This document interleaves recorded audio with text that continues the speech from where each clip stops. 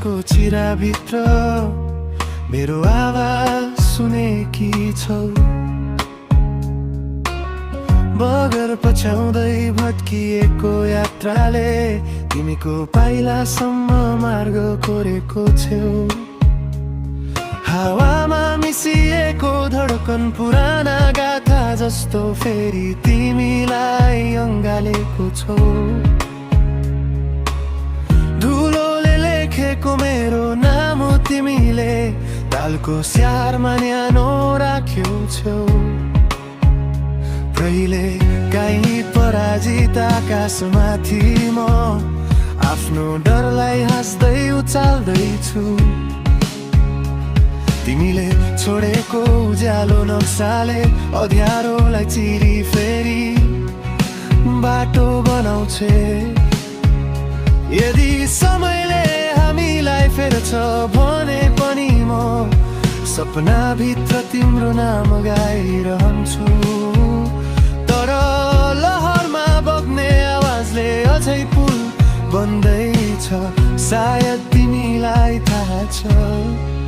फाटेको बादलभित्र तिमीलाई बोलाउने यी सासहरू कहिल्यै थाक्दैनन्। म एक्लो यात्रु भए पनि तिमी नै रोधुनन्, तिमी नै घर फर्काउने हात। यदि दूरी आगो बने पनि मनले हरेक रात चन्द्रमालाई सन्देश पठाउँछैन। कारण तिमी छौ त्यहाँ र म यहाँ, तर नदीले बिचमा राख्दैन कुनै पर्खालको रात।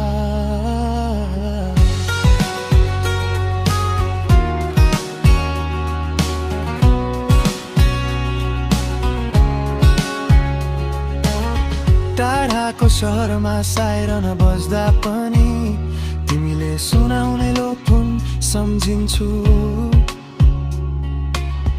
तिमीले रोपेको बिउहरू समाएको बालुवामा अझै हरित छाया फिजाउँदैछन्। मेरो धड्कनले स्वयम्भूको घन्टीसँग मिलेर तिम्रो नाम फेरि उच्चारण गर्छु। बगरले ओसार्ने काहीँ सपनाहरू मध्ये तिमी नै त्यो निर्मल उज्यालो बन्छन्। फाटेको बादलभित्र तिमीलाई बोलाउने यी सासहरू कहिल्यै थाक्दैनन्। म एक्लो यात्रु भए पनि तिमी नै मेरो धुन, तिमी नै घर फर्काउने हात। यदि दूरी आगो बने पनि मनले हरेक रात चन्द्रमालाई सन्देश पठाउँछैन।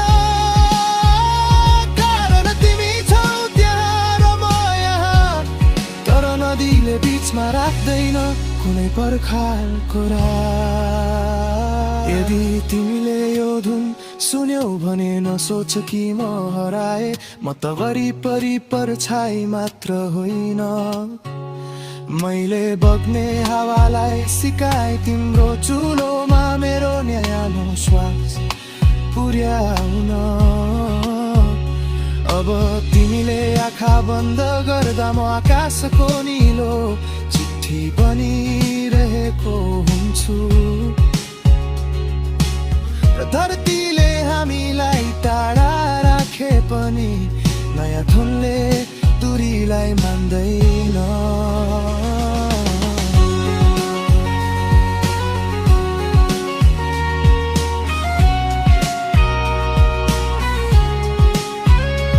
त्यसैले तिमी श्वास फेर्दा समेत यो गीत न्यानो निहारिका जस्तो तुम्मिन्देऊ।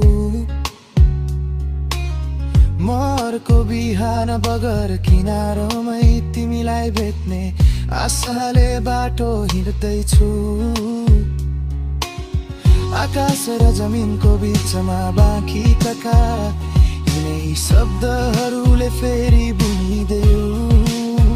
र जब उज्यालो पस्छ हाम्रो धुनले संसारलाई पनि म नचम्म मान्दैछु